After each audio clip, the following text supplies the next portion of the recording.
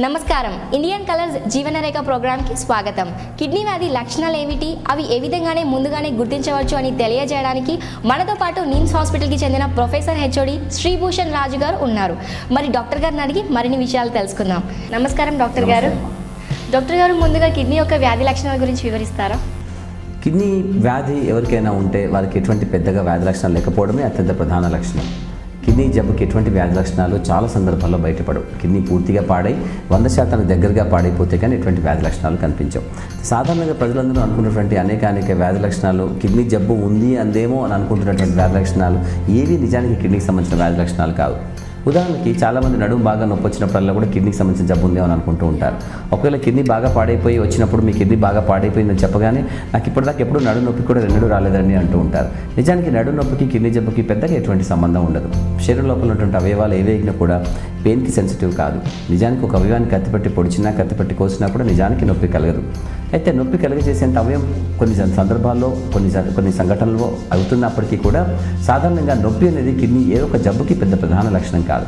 సాధారణంగా శరీరంలో ఎక్కడైనా కూడా నొప్పి ఉందంటే అది ఎముకలకి కానీ కండరాలకు కానీ కీళ్ళకి కానీ రక్తనాళాలు స్ట్రెచ్ అవ్వడం వల్ల కానీ, లేదా కడుపు భాగంలో నొప్పి వస్తుంటే కడుపులో హాలో ట్యూబ్స్ ఏదైతే ఉంటాయి అంటే పేగులు కానీ యూరెటర్ కానీ ఇలాంటి పొడవాటి ఓపెన్గా ఉన్నటువంటి ట్యూబ్స్ లాంటి అవయవాలు ఏదైతే ఉంటాయో వాటిని స్ట్రెచ్ చేసినప్పుడు అంటే అవి వెడల్పుగా అయినప్పుడు వచ్చే కలిగే భావన నొప్పి.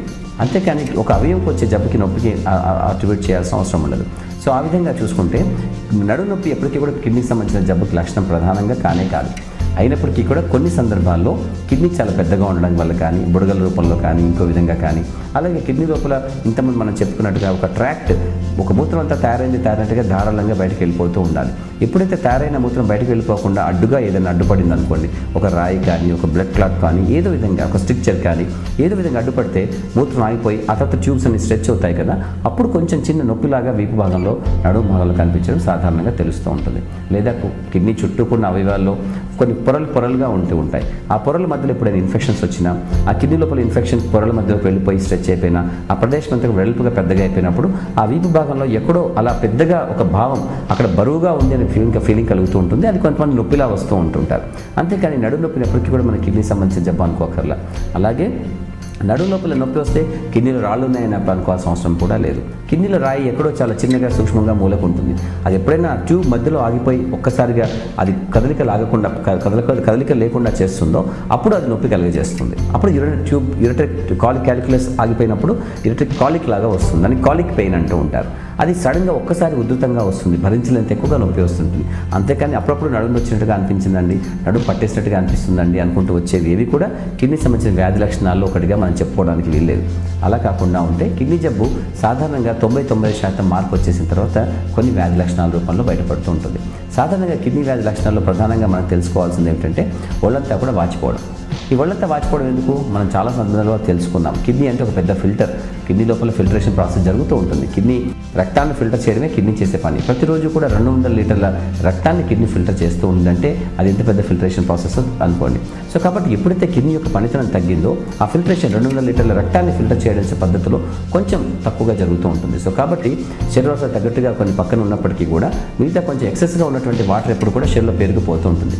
రోజుకు 100 ml 200 ml ఫిల్టరేషన్ తక్కువగా అయినప్పటికీ కూడా అలా పెరిగిపోయి ఎప్పుడైతే శరీరంలో సుమారు 5-6 లీటర్ల కంటే ఎక్కువగా నీరు అనవసరంగా పేరుకుపోతుందో, ఎప్పుడైతే కిడ్నీ పని తగ్గడం ద్వారా 5-6 లీటర్ల నీరు ఎక్కువగా శరీరంలో పేరుకుపోతుందో అప్పుడు అది వాపు రూపంలో కనపడుతూ ఉంటుంది. అయితే కిడ్నీ జబ్బు ప్రధానంగా ఉన్నటువంటి వాపు కాళ్ళలో కనపడుతూ ఉంటుంది. ఎందుకంటే శరీరంలో వాపులు రావడానికి కేవలం కిడ్నీ ఒకటే కారణం కాదు. కిడ్నీ బాగలేకపోయినా శరీరంలో వాపులు వస్తాయి, లివర్ బాగలేకపోయినా వాపు వస్తుంటుంది, గుండె పంపింగ్ సరిగ్గా లేకపోయినా వాపు వస్తుంటుంది, థైరాయిడ్ అలాంటి గ్రంథుల పని సరిగ్గా లేకపోయినా శరీరంలో వాపు వస్తుంటుంది.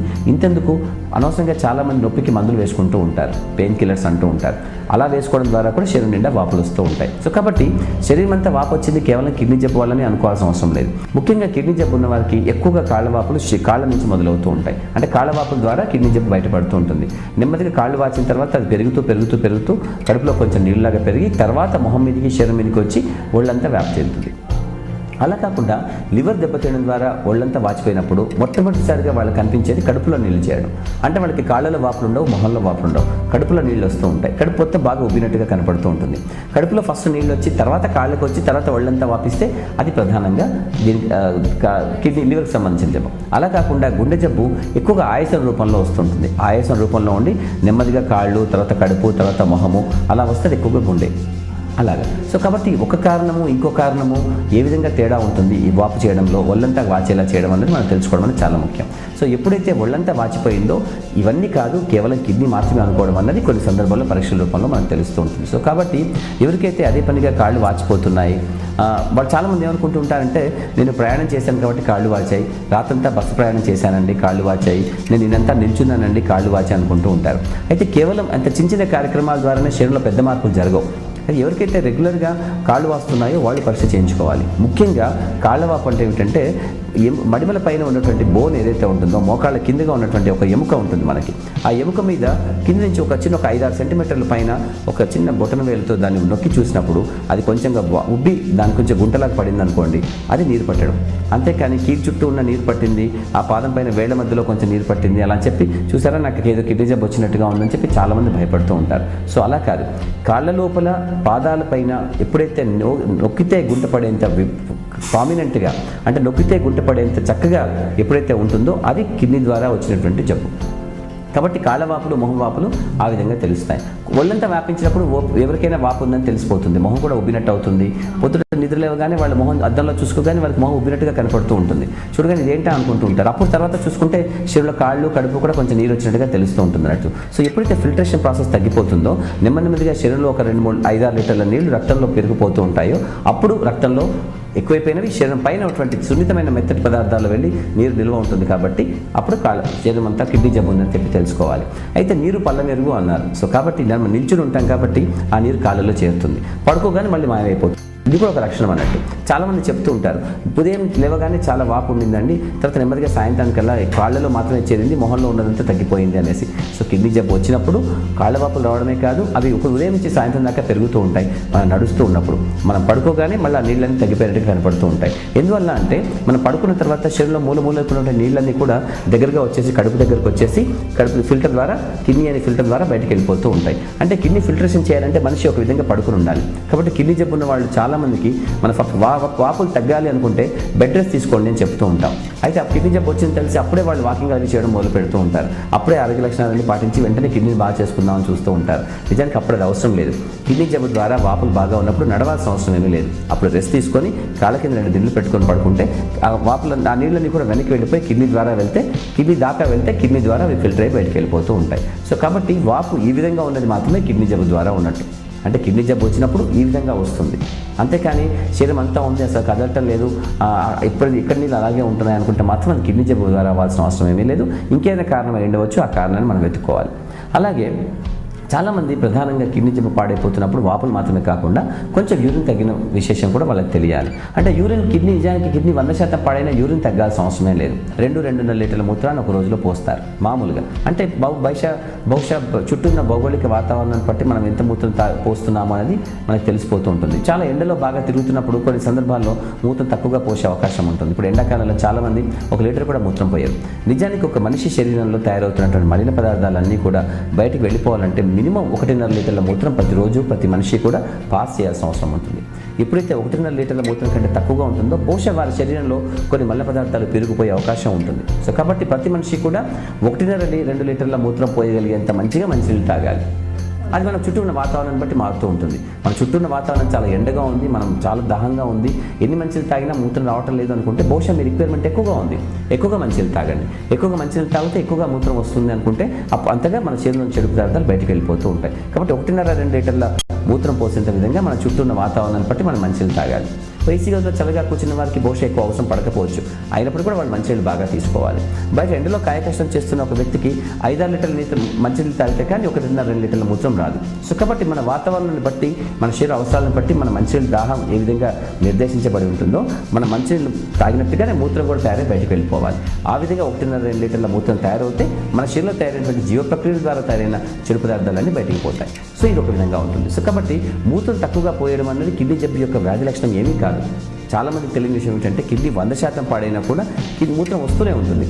అయితే తేడా ఏమిటంటే ఈ మూత్రం కేవలం మంచినీళ్ళు మాత్రమే. దాంట్లో బయటకు వెళ్ళిపోవాల్సిన చెడు పదార్థాలు, విష పదార్థాలు, మల్ల పదార్థాలు ఏమీ ఉండవు. అది అలాగే పెరిగిపోతూ ఉంటాయి.